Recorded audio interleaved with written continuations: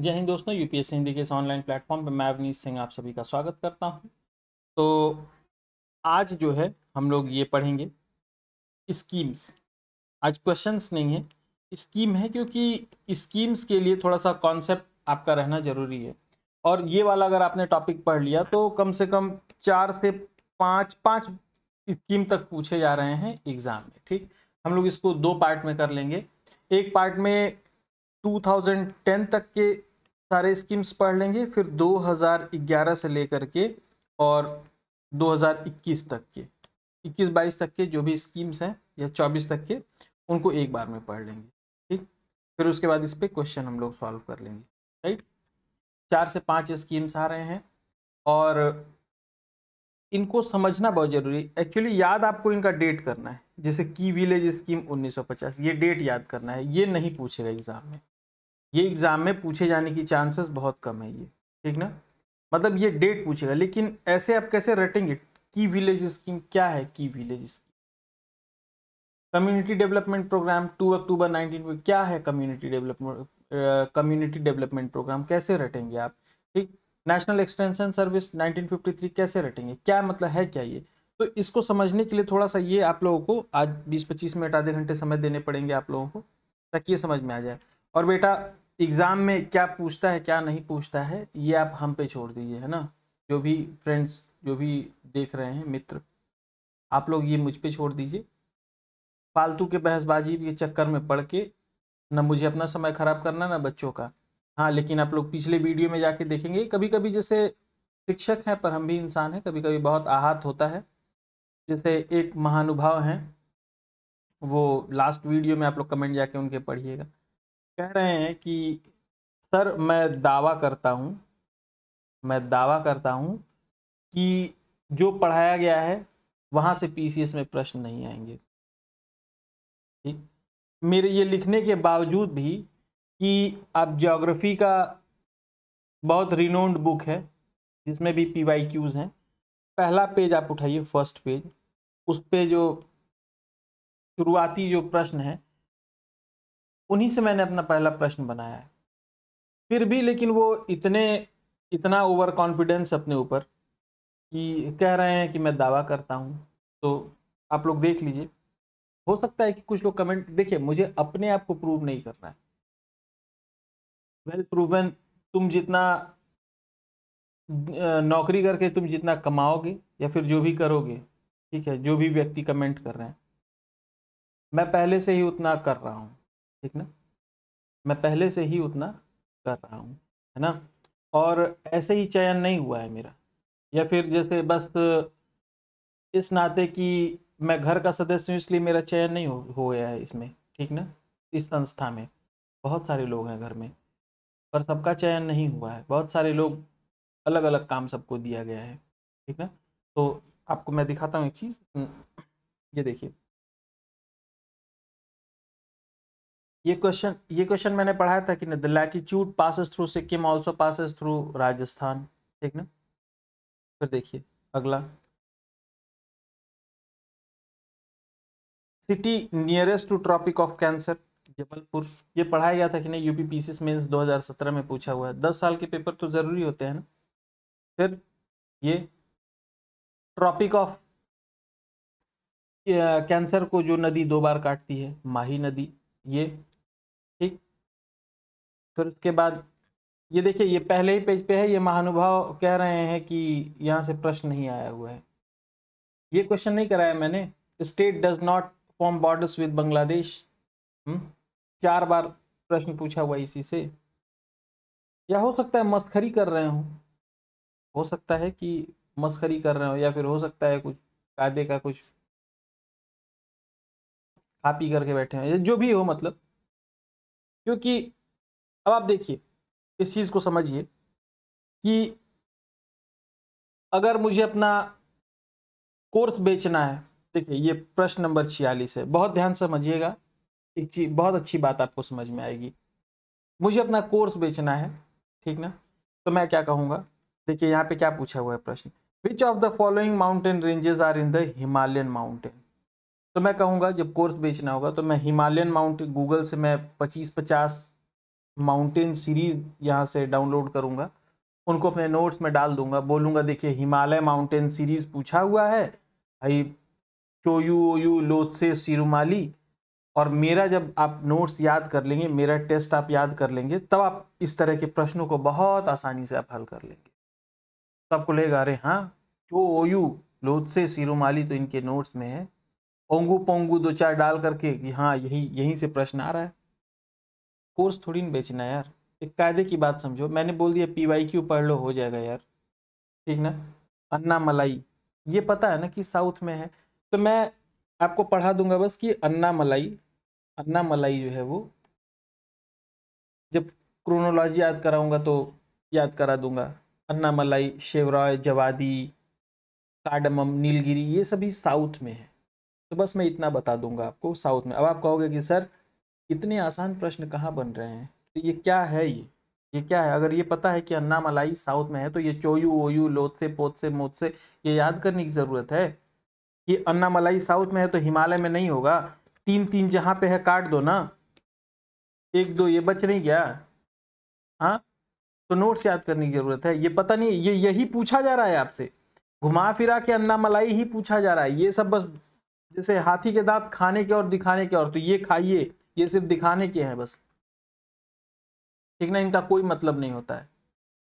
तो कैसे एनालिसिस करना है, कौन सा पॉइंट में डाल दूं जहां से क्वेश्चन फंस जाएगा, जहां से क्वेश्चन आ जाएगा, ठीक ना।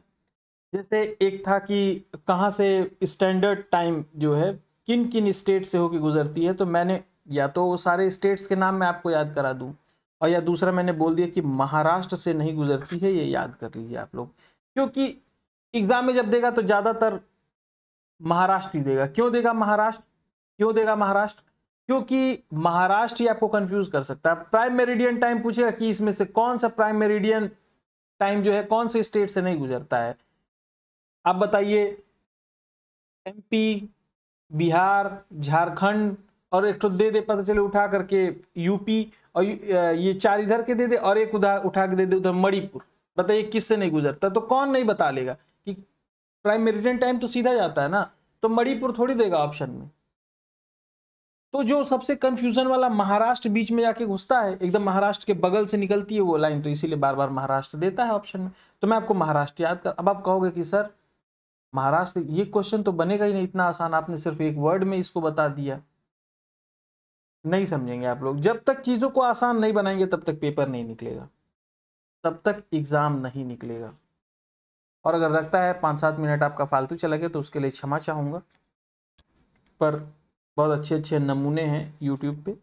ये देखिए, पहला ही मेरा सेंटेंस था ना उसमें कि इंडिया जो है वो रैंक 7th है। यहाँ पे क्या दिया हुआ है, UPPCS 2022 में पूछा हुआ है, यहाँ पे दिन 6th, ठीक। और दूसरा एक मैंने और सेंटेंस बताया था, इंडिया सिर्फ ट्रॉपिक जोन में नहीं पड़ता है, ट्रॉपिकल और सब ट्रॉपिकल दोनों में पड़ता है। तो ये कट गया, ये कट गया, 1 और 4 कट गया। तो जहाँ जहाँ 1 दिया हुआ है, 4 दिया हुआ है, दोनों को काट दीजिए। यहाँ पे 4 दिया हुआ है, तो 2 और 3 आंसर नहीं हो गया। हाँ, ये याद करने की जरूरत है। 2.4 अगर नहीं भी याद है तो काम चल जाएगा आपका, ठीक ना। तो देखिए यहाँ पे ही पूछा हुआ है, झारखंड में 2016 में। वो महानुभाव कर रहे हैं, मैं दावा कर सकता हूँ, करिए दावा। आप दावा ही घूम घूम करेंगे आप, जैसे जिनके पास साबित करने के लिए कुछ कर्मठता वाला नहीं रहता है, वो बस लिख लिख के दावे करते हैं। तो आप करिए।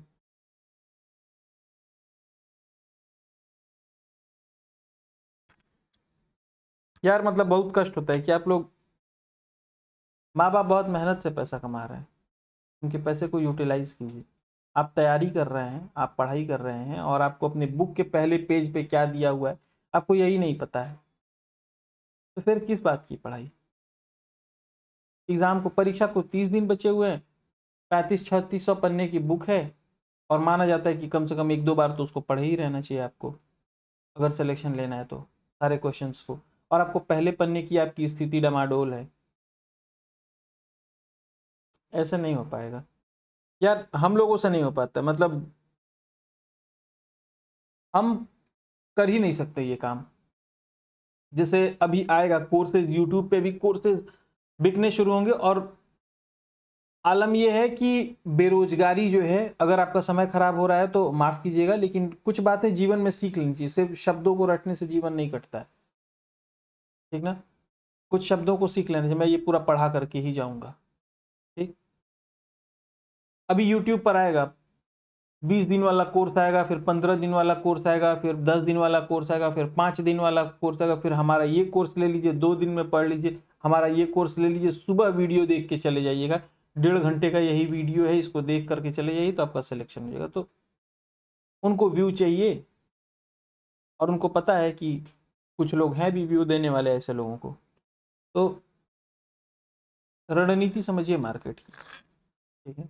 कोई अगर मेहनत करके आपको कोई चीज दे रहा है तो उसका कद्र कीजिए, मत मेरी कद्र मत कीजिए, लेकिन कम से कम जो बाकी बच्चे जो देख रहे हैं वीडियो, मैं उनके लिए ये बात बता रहा हूँ। मुझे जो करना था मैंने कर लिया, ठीक ना। मैं आपके लिए बता रहा हूँ, जो बाकी बच्चे हैं उनको क्यों गुमराह कर रहे हो तुम।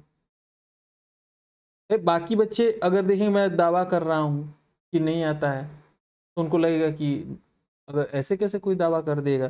तुम बाकी मतलब मार्केट में इस तरह के भी लोग हैं कि खुद नहीं पढ़ रहे हैं तो बाकी लोगों को गुमराह कर दो, बाकी बच्चों को गुमराह कर दो, ठीक ना।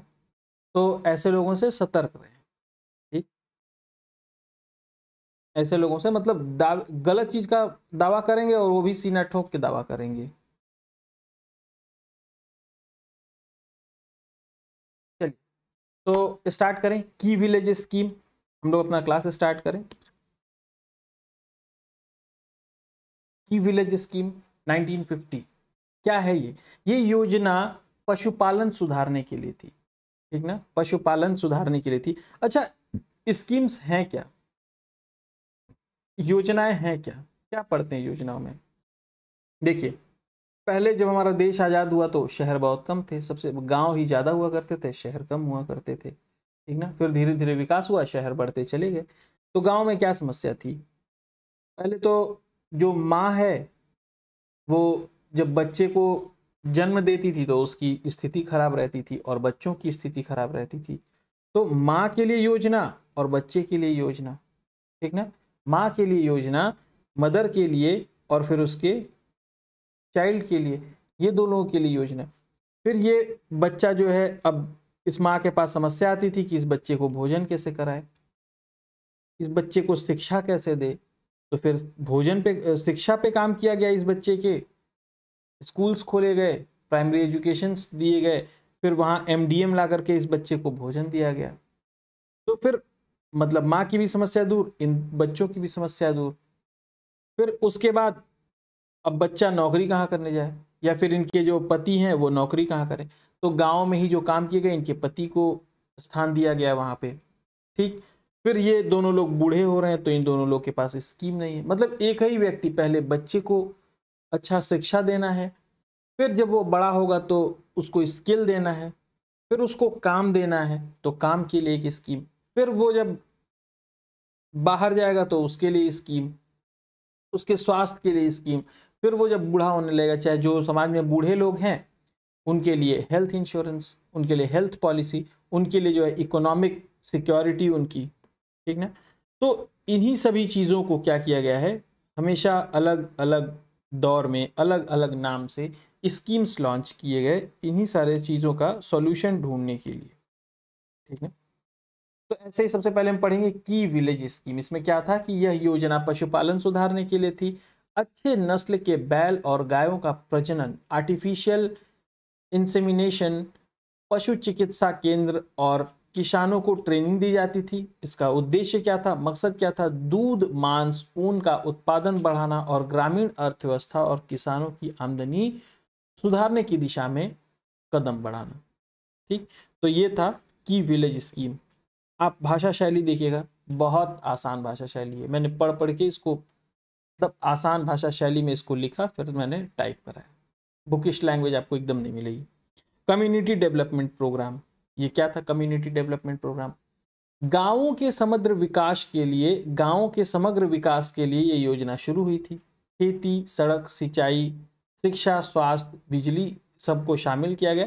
पहले 55 ब्लॉक को शामिल किया गया, फिर भी धीरे धीरे पूरे देश में इसको फैलाया गया ताकि जो समुदाय है उसका क्या हो सके, संपूर्ण विकास हो सके। नेशनल एक्सटेंशन सर्विस, ठीक ना, गांवों तक सरकारी योजनाओं का एक्सटेंशन हो सके, गांवों तक वो पहुंच सके, पहले जिले स्तर पर, फिर ब्लॉक स्तर, फिर ग्राम स्तर पर, उसके लिए अधिकारी नियुक्त किए जाएं उसके एक्सटेंशन के लिए स्कीम्स के, ताकि वो गांव वाले भी उसका लाभ उठा पाए। ये था बलवंत राय मेहता कमेटी, आप लोग जानते ही हैं। ये ग्राम पंचायतों की त्रिस्तरीय बनाने के लिए जो है ये इन्होंने रिकमेंडेशन दिया था। केंद्रीय विद्यालय, ये एक स्कीम पूछा, केंद्रीय विद्यालय स्कूल के बारे में पूछा हुआ है, जो केवीएस है। क्या हुआ कि जैसे जो सरकारी कर्मचारी थे, बार बार उनका ट्रांसफर होता था, उनके बच्चों की पढ़ाई डिस्टर्ब होती थी, तो केवी टू टेक केवी जो है वो ट्रांसफर आसानी से होता था और स्कूल भी इनको आसानी से एडमिशन मिल जाता था। इंटीग्रेटेड चाइल्ड डेवलपमेंट प्रोग्राम, ठीक ना, गर्भवती महिलाओं को पहले पोषण दिया जाता था अच्छा, ताकि उनके बच्चे अच्छे पैदा हों, स्वस्थ पैदा हों, ठीक। फिर आंगनबाड़ी के माध्यम से जो है बच्चों को खाना, टीका, दवाई, ये सारी चीज़ें, और महिलाओं को सलाह दी जाती थी कि वो कैसे अपने बच्चे का पालन करें, कैसे पालन पोषण करें कि वो स्वस्थ हो, ठीक ना, जिससे मृत्यु दर क्या हो, कम हो। बॉन्डेड लेबर, इसको समाप्त किया गया 1975 में। बंधुआ मजदूरी, इसको समाप्त की गई, ठीक ना। पहले लोग कर्ज नहीं चुका पाते थे तो उन लोगों को क्या किया जाता था, अपने यहाँ लोग काम कराते थे उनसे, और फिर उनका पूरा जीवन जो है उनका वैसे ही बंधुआ मजदूर की तरह ही कट जाता था, तो उससे सरकार ने आज़ादी दिलाई। National programme for control of blindness, अंधापन, blindness control करने के लिए 1976 में योजना चलाई गई, ठीक। Integrated rural development programme, integrated rural development programme यानी एक इंटीग्रेटेड समायोजित तरीके से क्या किया गया, रूरल मतलब गांवों का विकास करने के लिए योजना चलाई गई, गांव के विकास हेतु योजना चलाई गई। यह योजना गरीब परिवार को आत्मनिर्भर बनाने के लिए थी, उन्हें बैंक लोन और सब्सिडी दी गई थी ताकि वे खेती, पशुपालन और छोटा व्यापार कर सके। नेशनल लिप्रोसी एजुकेशन प्रोग्राम 1983, यह योजना कुष्ठ रोग को खत्म करने के लिए थी, मरीजों को मुफ्त दवा, इलाज और पुनर्वास दिया गया, ठीक ना। कुष्ठ रोग को खत्म करने के लिए leprosy eradication programme 1983। Operation black board, जैसा कि नाम है ब्लैक बोर्ड, यानी स्कूल में ब्लैक बोर्ड, फर्नीचर, टीचर और किताबें मौजूद होंगी तभी तो लोग पढ़ाई करेंगे, तो उसके लिए ऑपरेशन ब्लैक बोर्ड 1987 में चलाया गया। नेशनल लिटरेसी मिशन, फिर वही पढ़ना लिखना सिखाने के लिए 15 से 35 साल के उम्र के लोगों को, ये खास करके जो वयस्क लोग थे, जो ग्रोन अप हो गए थे, उनके लिए ये था, ठीक ना। इसका फायदा जो है महिलाओं और गरीब वर्गों को ज्यादा मिला। जवाहर रोजगार योजना, नाम से ही रोजगार योजना है ये, ठीक ना। इसमें क्या किया गया, गांव में ही जो इंफ्रास्ट्रक्चर थे उनके डेवलपमेंट के लिए उस गांव के लोगों को ही रोजगार दिया गया जवाहर रोजगार योजना के तहत। एम्प्लॉयमेंट अश्योरेंस स्कीम, अश्योरेंस दिया गया कि कम से कम 100 दिन का काम आपको जो है वो दिया ही दिया जाएगा, ठीक। पीएम रोजगार योजना, पीएम रोजगार योजना 1993, यह बेरोजगार युवाओं को स्वरोजगार दिलाने के लिए शुरू हुई थी। बैंक से लोन, सब्सिडी और ट्रेनिंग दी जाती थी, युवाओं ने दुकान खोलना शुरू किया, छोटे छोटे उद्योग शुरू किए, ठीक ना। महिला समृद्धि योजना, यानी महिलाओं को समृद्ध बनाने के लिए उनको बैंकिंग से क्या किया गया, जोड़ा गया, ताकि वो अपने जो छोटी छोटी जो अपनी सेविंग्स हैं वो बैंक में जमा कर सकें और एक मुश्त पैसे का लाभ लेकर के अपना कोई बड़ा काम कर सके।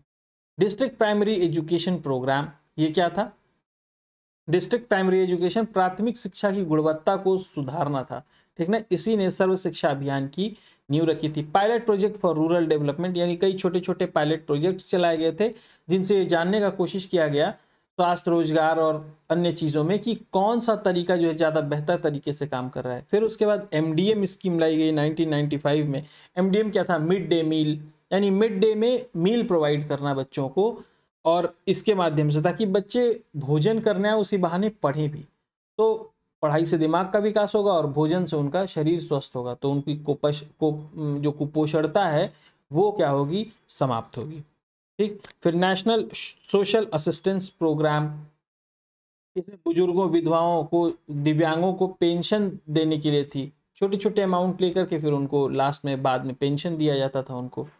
रूरल एम्प्लॉयमेंट जनरेशन प्रोग्राम, यह योजना युवाओं को स्वरोजगार के अवसर देने के लिए थी। क्या था? युवाओं को स्वरोजगार देने के लिए था ये। इसमें क्या किया जाता था? बैंक से लोन दिया जाता था और छोटे छोटे लोन दे करके उनको स्वरोजगार करने के लिए क्या किया जाता था? प्रोत्साहित किया जाता था। फिर 1999 में स्वर्ण जयंती ग्राम स्वरोजगार योजना आता है, ठीक ना। इनको लोन के साथ साथ इसमें ट्रेनिंग भी दी जाने लगी कि कैसे आप अपने काम को आगे बढ़ा सकते हैं। डिस्ट्रिक्ट रूरल डेवलपमेंट एजेंसी, ठीक, ये एजेंसी थी जो क्या करती थी? इस बात की निगरानी रखती थी और इस बात की जांच करती थी कि योजनाएं सही तरीके से लोगों तक पहुंच रही हैं या नहीं पहुंच रही हैं। फिर पीएम ग्रामोदय योजना, पीएम ग्रामोदय योजना, इसमें पानी, सड़क, बिजली, स्वास्थ्य, शिक्षा पर ध्यान देने का काम किया गया। किसमें? गाँव में, गाँव का उदय करने के लिए। स्कूल चलो अभियान सभी लोग जानते हैं, ठीक ना। ड्रॉप आउट कम करने के लिए, ठीक ना, बच्चों का और उनके माता पिता को भी इसमें क्या किया गया? प्रेरित किया गया ताकि वो क्या करें? अपने बच्चों को स्कूल भेजें और अच्छी शिक्षा मिले उनको। वाल्मीकि अंबेडकर आवास योजना, ठीक, गरीबों को सुरक्षित और बेहतर आवास दिया जा सके। संपूर्ण ग्रामीण रोजगार योजना, ठीक, बेरोजगारी को काम देने और गरीबी कम करने के लिए गाँव में जो है ये योजना प्रारंभ की गई। कृषि श्रमिक सोशल सिक्योरिटी स्कीम, यह योजना कृषि मजदूरों को सामाजिक सुरक्षा देने के लिए की गई थी। इसमें पेंशन, बीमा और स्वास्थ्य सुविधाएं दी गई। सर्व शिक्षा अभियान, 6 से 14 वर्ष के स्कूल बच्चों को स्कूल बिल्डिंग, यूनिफॉर्म, बुक्स, ये सभी चीजें जो है वो प्रोवाइड की गई। अंबेडकर आवास योजना, इसमें अनुसूचित जात और कमजोर वर्गों के जो लोग थे उनको पक्का मकान देने के लिए बात की गई थी। National rural health mission, national rural health mission क्या है? NRHM, यह योजना ग्रामीण स्वास्थ्य सेवाओं को सुधारने के लिए की गई थी। इसमें आशा कार्यकर्ताओं को नए अस्पताल, दवाइयां और टीकाकरण शामिल थे, ठीक ना है। इसमें क्या क्या शामिल थे? नए अस्पताल, दवाइयां, आशा वहां पे काम करने के लिए, और इसका मकसद था कि गाँव को बेहतर स्वास्थ्य सुविधाएं हम लोग पहुंचा सके, यानी सरकार। MG नरेगा एक्ट, यानी कि पहले नरेगा था, फिर MG नरेगा हो गया, ठीक ना। 100 दिन का काम की गारंटी दी गई। और MG नरेगा में क्यों इसको कन्वर्ट किया गया? ताकि हम ये बता सकें कि गांधी जी के विचारों से जो है ये योजना प्रेरित है। आम आदमी बीमा योजना, यानी दुर्घटना या मृत्यु की स्थिति में उनके परिवार को मदद मिल सके, तो उस परिवार के मुखिया का क्या किया जाता था? छोटा छोटा अमाउंट देकर के बीमा किया जाता था। स्किल डेवलपमेंट इनिशिएटिव 2007, यह योजना युवाओं को अलग अलग व्यावसायिक क्षेत्रों में ट्रेनिंग दी जाती थी ताकि वह रोजगार कर सकें और कमा सकें। नेशनल रूरल एम्प्लॉयमेंट मिशन, फिर रूरल एम्प्लॉयमेंट के लिए 2008 में किया गया। Unorganised worker social security act 2000, unorganised worker यानी जो ऑर्गेनाइज सेक्टर में काम नहीं करते हैं, छोटे छोटे सेक्टर्स में काम करते हैं, जब वो वहाँ से नौकरी उनकी छूट जाएगी तो फिर वो कैसे अपना जीवन चलाएंगे? तो कुछ बीमा, पेंशन, इस तरह की छोटी छोटी स्कीम्स चला करके अनऑर्गेनाइज्ड वर्कर के लिए ये योजना चलाई गई। फिर उसके बाद साक्षर भारत मिशन, निरक्षर महिलाओं को पढ़ाने का के उद्देश्य से। फिर स्वावलंबन योजना, स्वावलंबन योजना, यह योजना असंगठित क्षेत्र के मजदूरों के लिए थी, उनकी बचत में योगदान करती थी। स्वावलंबन योजना उन्हें स्वावलंबी बनाती थी और पेंशन के माध्यम से उनके बुढ़ापे का सहारा बनती थी। ठीक, उसके बाद यहाँ से हम लोग शुरू करेंगे 2014। तो इस सरकार की योजना यहाँ से और भी ज़्यादा हो जाएगा इम्पॉर्टेंट, तो इनके डेट सभी आपको याद रखने हैं। तो इसको हम लोग देखेंगे किसमें? नेक्स्ट लेक्चर में देखेंगे। अब ये क्या करना है आपको, आपने एक छोटा छोटा समझ तो लिया, आपका कॉन्सेप्ट तो क्लियर हो गया। इन सभी ग्रुप में मैं तुरंत इसको भिजवाता हूँ, ये वाला PDF। आप क्या कीजिए, इस PDF से अपना नोट्स बनाइए सबका, या फिर वीडियो देख करके भी बना सकते हैं आप सबकी। बस ऐसे लाइन से लिख लीजिए इसको एक लाइन से सबके नाम, बस क्या उद्देश्य है वो मत लिखिए बस। जैसे वाल्मीकि अंबेडकर आवास योजना 2001, संपूर्ण ग्रामीण रोजगार योजना 2001, फिर यहाँ पे ऐसे मतलब 2001 में ये 4 हैं, 5, फिर उसके बाद ये 2005 में है, फिर 2005 में ये, फिर 2009 में, 2007 में ये, 2007 में, तो 2008 में। फिर ऐसे क्या कीजिए, आप डेट बस लिख लीजिए ताकि क्रोनोलॉजी लगाने के लिए आए, या डेट पूछे तो आप उसको क्या कर लें, सॉल्व कर लें। ठीक, तो आज के लिए इतना ही। जय हिंद।